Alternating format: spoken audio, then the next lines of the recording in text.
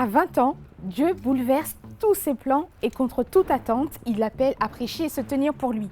Celle qui n'aimait pas parler en public se retrouve malgré elle à parler de lui et pour lui.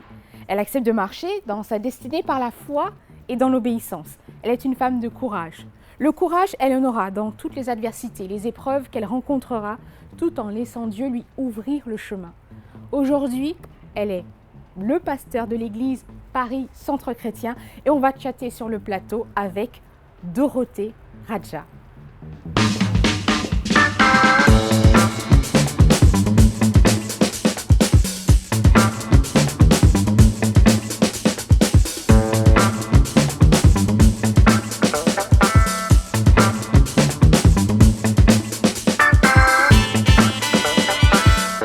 Et oui, on chatte sur le plateau avec Dorothée Radja. Bonjour. Bonjour Nat. Bienvenue.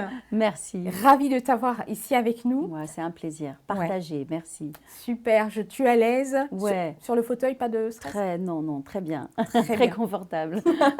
Très bien, alors on va te découvrir, on va D'accord. passer un temps ensemble, on va échanger. D'accord. J'ai envie de te faire connaître. Je te connais déjà quand même, tu me diras si Ah. c'est juste ou pas. D'accord. Mais voilà, j'ai envie de faire découvrir une belle pépite à nos internautes. Ah, merci. Et on se retrouve pour notre petite séquence. Allez, restez connectés.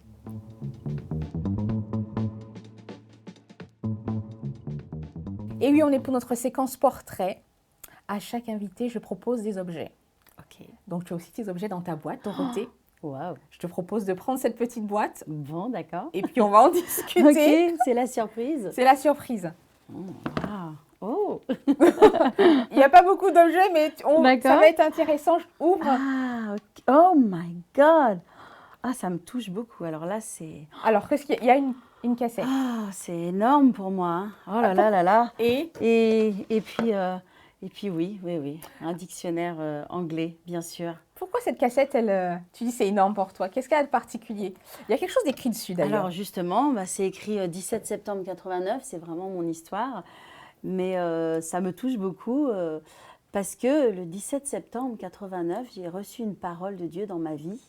Et c'est vrai que je n'ai pas l'habitude d'avoir des tonnes de paroles qui ont bouleversé ma vie, mais celle-là, elle a été très importante parce qu'elle a complètement changé d'orientation mon chemin et que Dieu avait un plan pour moi et je ne savais pas. Et donc, toute ma vie a été réorientée et je suis repartie sur voilà, une aventure incroyable qui existe maintenant depuis 30 ans avec Dieu. Et ça a commencé par ça, par cette parole. Un homme de Dieu, en fait, m'a prophétisé qu'il avait un plan pour ma vie, mais que je ne le verrais pas à moins que j'apprenne à vraiment me soumettre à Dieu, à abandonner mes propres plans. En fait, il m'a dit que tu es au carrefour de la vie, au carrefour, et tu as des décisions à prendre. Et beaucoup de décisions seront telles que toi, tu as envie de faire dans ta vie, tes choix. Mais elles ne seront pas obligatoirement dans le choix de Dieu. Ouais. Et cette cassette, tu l'as gardée? Toute ma vie, ouais. Ouais, Je l'ai gardée encore aujourd'hui. Elle est jaune, elle est jaune. jaunie. Et On elle a en peut cette date, 17 Ouais. septembre 89. Super. Ouais. Et ce livre alors? Alors, là, c'est un dictionnaire. Parce que c'est lié aussi en Dictionnaire anglais, oui, parce qu'en fait, après avoir reçu cette parole, cette prophétie, Dieu m'a parlé et il m'a dit, je veux que tu fasses 3 choses. Je veux, que tu apprennes à étudier ma parole. Waouh, c'était pas du tout dans mes plans immédiats, puisque mon désir, c'était de faire un diplôme en psychologie. Donc, que tu apprennes ma parole, que tu apprennes l'anglais. Alors là aussi, je ne parlais pas du tout anglais. Pas du tout, c'était pas du tout j'ai même pris, ta tasse de thé. Non, du tout. Plus espagnol, mais pas du tout anglais. Et puis la 3e chose, il m'a dit, je veux que tu apprennes à gérer une entreprise. Alors quand on veut être psychologue, en fait, ça ne matche pas des masses. Pas vraiment. C'était pas vraiment ce que je voulais. Alors néanmoins, ça a été un chemin. J'ai dû apprendre vraiment à abandonner mes propres choix, mon désir, mon optique de vie, mon projet de vie. Et j'avais 20 ans. Et j'ai tout abandonné avec beaucoup de larmes. J'ai pleuré pendant 3 jours. Ça a eu une mort. Pourquoi de l'anglais? Et là, dans le chemin de Dieu, il y a quand même une mort à soi-même, à notre propre volonté. Donc moi, je l'ai vécu à partir de 20 ans. Et puis, donc, je suis rentrée dans une aventure extraordinaire, ouais. Super. Très bien, Dorothée. Eh ben, à partir de 20 ans, après 20 ans, il y a plein de choses qui se passent et on va en discuter. D'accord, On ok. se retrouve tout de suite pour notre D'accord. prochaine séquence. Waouh.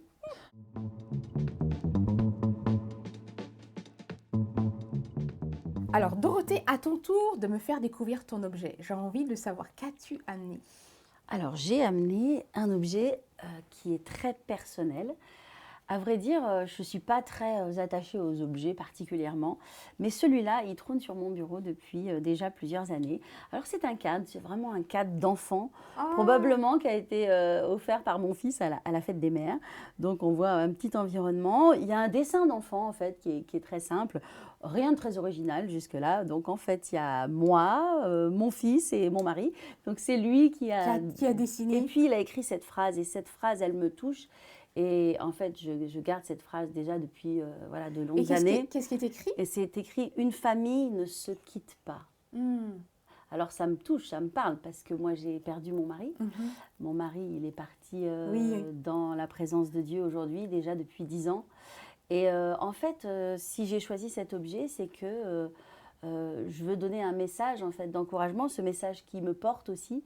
C'est que quand on est en Dieu, et même quand on traverse des moments aussi incroyables que ça, néanmoins, on peut rester une famille, on peut rester unis. Les êtres qu'on a aimés et qui sont partis dans la présence de Dieu, ben, voilà, on reste, voilà. Et moi, ça me touche cet objet, ça me parle. Et quand tu te déplaces, est-ce que tu amènes cet objet avec toi? Non, il reste à la maison, sur mon bureau. Mais j'ai prêché sur le mariage, j'ai encouragé des familles. Et notamment, je prêchais contre le divorce, enfin, j'enseignais à ce niveau-là. Et j'ai pris cet objet, et le cœur aussi d'un enfant, de dire, bah, une famille, ça ne se quitte pas. Et je trouve que c'est très fort. Ouais. Et, il y a beaucoup de cœurs d'ailleurs, je vois 2 cœurs là. Et même si on est séparés, entre le premier étage, qui est le ciel, et le rez-de-chaussée, là où on est, nous, aujourd'hui, eh bien, néanmoins, on ne se quitte pas, quoi. Ouais. Et ça, c'est important. Très bien. Merci, Dorothée. Merci.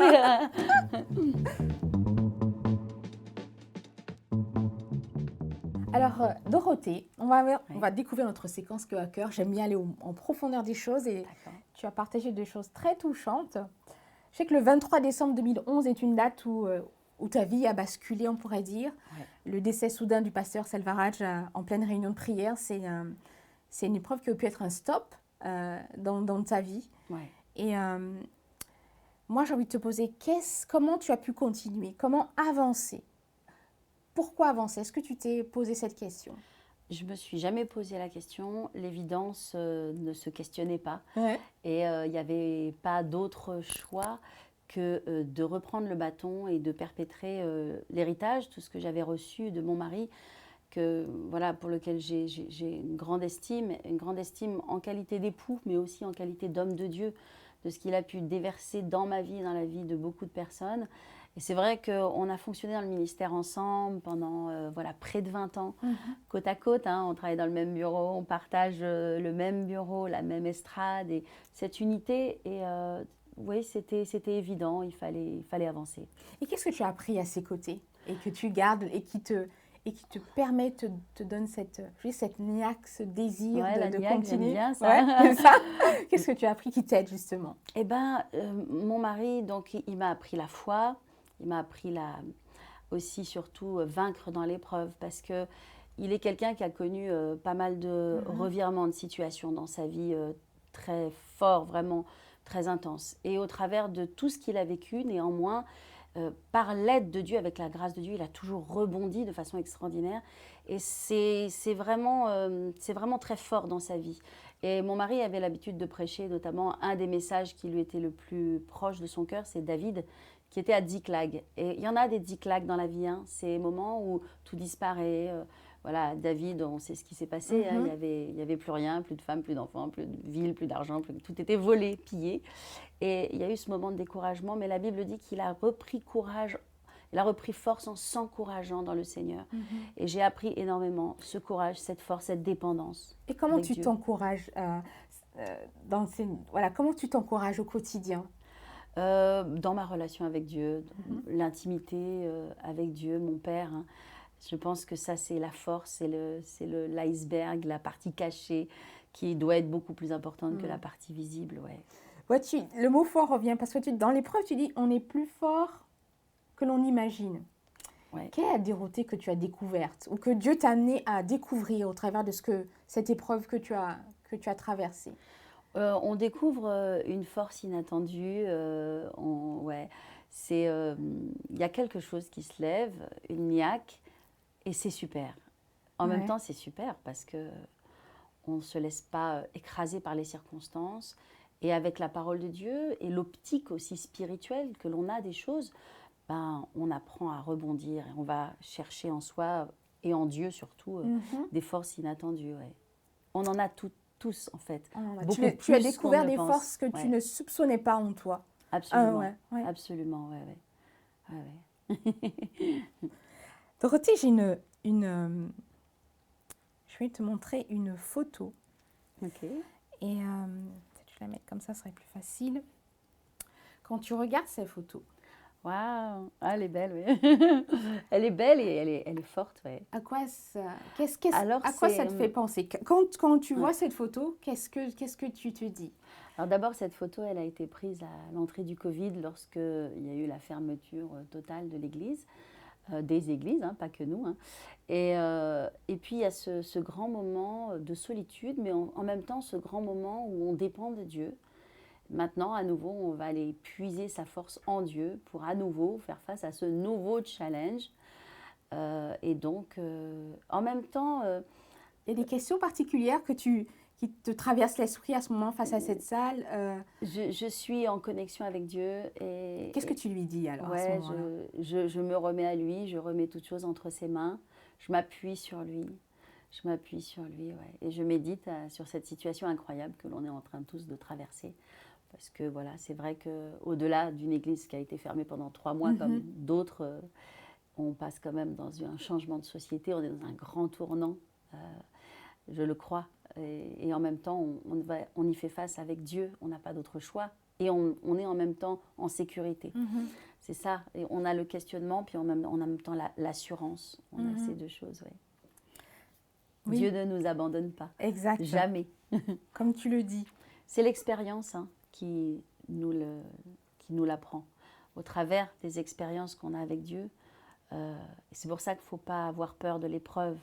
Ça veut dire, est-ce que tu penses que les experts... Alors, à 20 ans, tu lui dis oui, sans savoir où tu vas. Avec des grosses larmes. Ouais. Avec de grosses larmes. J'abandonne ma vie. Ouais. Est-ce que tu vois ce temps de cheminement avec lui, tu vois cette préparation? Ouais, ce que je vois surtout, c'est la fidélité de Dieu. Que Dieu, il est avec nous tout le temps. Et que quand il nous demande quelque chose, c'est toujours quelque chose sur lequel on n'est pas prêt, on n'est pas préparé.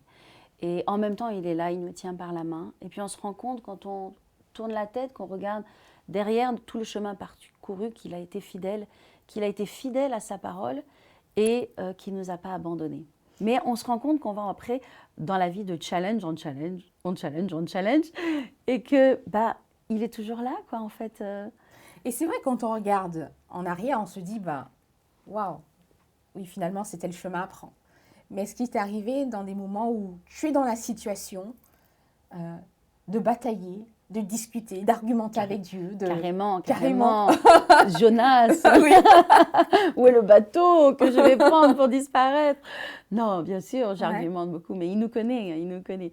Mais à la fin du compte, je me soumets toujours. J'accepte.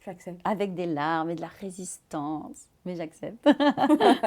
Ça coûte, mais ça paye. Ça coûte, mais ça paye. Ça paye. Ouais. J'ai eu ce témoignage d'une femme. C'est une veuve de 68 ans et qui écrit, elle est engagée dans son église et dit « Je donne, je m'investis beaucoup, mais je reçois peu. Je vis une solitude insupportable. Le besoin des personnes seules ne sont pas toujours ressentis et peu pris en compte dans les églises. Et le Covid a mis en lumière, selon moi, une solitude déjà présente dans notre société qui arrive à émouvoir beaucoup de personnes, mais sur le coup qui reste un défi. Toi, Dorothée, tu es une femme, une mère, leader spirituel, un berger. Comment on a pris soin de toi, la veuve? Alors, c'est étonnant. Je ne sais pas s'il faut suivre obligatoirement mon exemple, mais à cause de la charge que j'avais, en fait, moi, dans l'épreuve dans laquelle je suis passée, j'ai été totalement absorbée par le fait que les gens pouvaient être très malheureux et souffrir du départ de leur père spirituel. Et je n'ai jamais pensé à moi. Je n'ai jamais pensé à moi et je me suis tournée vers les autres. Et je me rappelle le premier message que j'ai prêché quand mon mari est parti, puisqu'il n'y avait rien d'organisé, il n'y avait pas d'orateur, des choses comme ça. C'était, hop, allez, fallait y aller, c'était comme ça. Et c'était ne gaspille pas ta douleur. Donc c'était tourner vers l'autre, comment apprendre à gérer nos souffrances et puis faire de nos souffrances des potentiels en fait pour être une bénédiction pour le monde. Et donc finalement, ce qui m'a soignée, c'était de soigner les autres. D'être auprès des autres. Ouais. C'est ça qui t'a Ouais. comme donné Ouais. l'énergie, Ouais. la force. J'aime pas trop m'arrêter sur moi, peut-être à raison ou à tort, je ne sais pas. Mais j'aime bien l'action, j'aime bien le mouvement, j'aime bien me tourner vers les autres et puis on avance. Moi, ce que j'ai observé en préparant ton émission, c'est que j'ai vu aussi que tu es une église qui prend soin de toi. Tu es entourée, je te vois, je vois on fête ton anniversaire, tu prends du temps avec ton staff, vous partagez, vous travaillez ensemble. Ah oui, on sent vraiment que... Ouais, c'est une famille. Hein. Cette famille... On est une grande famille. Une famille, voilà. On est vraiment... j'ai des personnes de grande qualité autour de moi qui m'aiment et on forme une équipe ensemble et on est mobilisés pour faire l'œuvre de Dieu et ça, c'est vraiment super. Je ne suis pas seule. Tu n'es pas seule. Non. Tu le sens et tu le vois. Ouais, on est tous passionnés. Ouais. Alors, il y a un homme qui s'appelle John Bloom qui dit quelque chose, qui dit « Jésus veut vraiment que nous déplacions des montagnes », de Marc 11, 23. Nous sommes censés déplacer les montagnes que Dieu veut déplacer. Il y a peut-être, bien sûr, des montagnes à déplacer dans ces temps de crise, que ce soit personnel ou autre. Enfin, qu'est-ce que ça t'inspire, l'idée de... On peut déplacer des montagnes, mais il faut déplacer celles que Dieu veut déplacer. Ah, c'est beau, c'est profond. C'est clair qu'on ne peut pas... on n'est pas appelé à résoudre tous les problèmes, on n'est pas appelé à faire tout et n'importe quoi. Mais il faut trouver le chemin de Dieu. Ce que Dieu nous appelle vraiment à faire. Moi, j'ai une montagne, par exemple, une grosse montagne qu'on est en train de déplacer, mais c'est vrai que quand mon mari est parti, ça faisait longtemps que pour l'Église, on avait ce projet de construction, ce projet de s'établir, etc. Et franchement, je n'ai jamais pris la charge de ça parce que mon mari était là. Et que, voilà. Mais quand il est parti, 6 mois après... Tu as cette charge sur tes épaules. Dieu m'a parlé. Ouais. Puis il m'a dit qu'il voulait que je lui construise une église, quoi. Donc une construction, voilà, quelque chose de totalement atypique. Et quand tu reçois ça, c'est juste un truc qui me dépasse. C'est l'excitation? Non, pas du tout. Non. Pas du tout. Ouais. Bon, je le reçois, c'est vraiment une longue histoire. Il y a toute une révélation derrière. Je suis à ce moment-là dans un problème incroyable. Au niveau de mon bâtiment, comme énormément d'églises à ce moment-là ont des gros problèmes, il y a toute une histoire derrière. Et puis Dieu me parle et puis m'appelle donc à lui bâtir une église. Donc aujourd'hui on est dans ce projet, c'est juste énorme. Et voilà, s'il y a des montagnes à déplacer, autant que ce soit celles de Dieu, quoi. Ouais. Et pas les nôtres. Hein. Ouais. Donc ça, c'est pas mon projet, hein. C'est celui de Dieu. C'est en fait ce que tu te dis à chaque fois, à chaque pas. Ouais. C'est en fait, tu déposes cette charge sur lui, tu dis, mais c'est ton projet, Seigneur, c'est pas le mien. Ouais, j'ai plutôt intérêt, ouais. Mais je n'arrive pas à le faire toujours aussi bien. Donc des fois, je dors plus ou moins bien. Mais non, par la grâce de Dieu, je dépose quand même sur lui. Mais vous savez comment on est. Ouais. On reprend, on dépose, on reprend. On reprend. Mais Dorothée, t'es comme nous. Hein, oui, très humain. On est très humain. Non, on est juste des simples personnes. Mais avec l'aide de Dieu, on est appelé à faire des grandes choses. On est appelé à faire au-delà de ce qu'on est capable de faire. Si on ne fait que ce qu'on est capable de faire, donc Dieu n'est pas là. Mais si on fait ce qu'on ne sait pas faire, alors c'est la gloire qui est rendue à Dieu.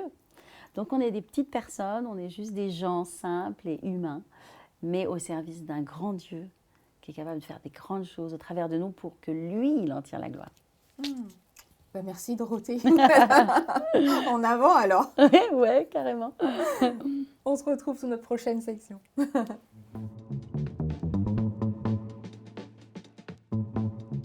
Alors on arrive à notre moment tac au tac. Est-ce que tu es prête? Allez, on y va. Alors, Dorothée, quel meilleur moment de la journée? Le matin, tôt. Le plus tôt, c'est, mieux c'est. Avec Dieu. La chose à ne jamais te dire. Non. La chose que tu considères comme une corvée. Faire la vaisselle. À quoi penses-tu quand tu es seule? À quoi je pense quand je suis seule? Je sais pas. Plein de choses. Quand tu te sens épuisée émotionnellement, comment fais-tu pour te ressourcer? À nouveau, c'est le matin dans ma relation avec Dieu. Ouais. Il y a que ça. J'ai aussi une mère qui est Présente. un allié, ouais, spirituel pour moi. Ouais. Ton meilleur souvenir de voyage? Ouh, j'en ai beaucoup. J'aime l'Inde. J'aime l'Inde parce que c'est relié à mon mari, puis c'est relié à la mission sur place. Et ça, c'est une des plus belles choses. Et Israël. J'ai eu la chance d'amener plusieurs groupes en Israël. C'est le plus beau voyage au monde. Je le conseille. Quelle est ta plus belle rencontre? Mon mari, après Jésus. Mon fils aussi. Mon fils, c'est une grande rencontre aussi, découvrir mon fils. Quel cadeau. Comment célèbres-tu tes succès? Oh, je sais pas, en équipe sûrement. J'ai pas de succès personnel. Tous les succès sont des succès communs à nous tous, donc ouais. Que ferais-tu si tu étais invisible le temps d'une journée? Alors là, le choix là. qu'est-ce que je peux bien faire? J'ai aucun désir d'invisibilité. Non. Non. Je n'ai rien de caché, ni non. Ok. Pas plus que ça. Alors, juste la dernière. La résolution que tu ne tiens jamais. Peut-être perdre un peu de poids. Bienvenue au club. Merci Dorothée. Merci. Et oui, notre temps avec Dorothée se termine. Dorothée, c'était super de t'avoir. Merci. J'aime ta joie, ta bonne humeur, ta fraîcheur et cette force que tu dégages. Et je sais que cette force, elle vient d'en haut. Ouais. Merci d'être là. Oh, merci pour ce que tu as pour partagé. l'accueil aussi. Et je voudrais te laisser le temps de parole de la fin. C'est pour toi le mot de la fin. D'accord, ok. Tu as une minute, il y a une caméra là Allez. et je te laisse. Avec plaisir, ok. Ce que tu souhaites dire à nos amis. Merci. J'aimerais dire à tous nos amis qui nous rejoignent que premièrement, la vie est belle et il faut vraiment l'embrasser avec ses forces et ses faiblesses, avec ses moments, ses grands moments joyeux, mais aussi ses échecs et ses épreuves parce que ça fait partie de la vie. Mais au bout du compte, quand on a la chance de connaître Dieu, d'avoir une relation avec Jésus, eh bien, il nous fait toujours triompher. La Bible dit que le juste connaît beaucoup d'épreuves, mais le Seigneur l'en délivre de toutes. Donc la vie, elle est belle. Et j'aimerais donner aussi un message aussi aux femmes, que les femmes, elles ont vraiment une place énorme dans le cœur de Dieu, mais aussi dans l'appel de Dieu, dans cet appel que nous avons tous d'atteindre notre monde avec l'amour de Dieu. Dieu a une grande place pour vous les femmes et Dieu a besoin de vous comme il a besoin de moi. Et simplement découvrez et trouvez le chemin de Dieu pour vous parce que Dieu a de belles choses pour vous. Voilà. Merci beaucoup Dorothée. Merci.